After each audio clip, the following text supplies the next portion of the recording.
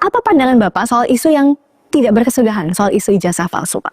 Ya, ini kan sebuah isu yang sudah 4 tahunan ya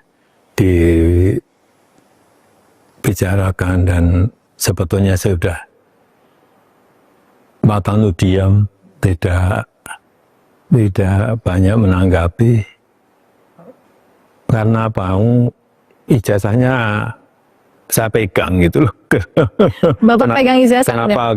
Tetapi saya tidak menyampaikan kepada publik ijazah itu karena yang pertama ada aduan ke Barreskrim.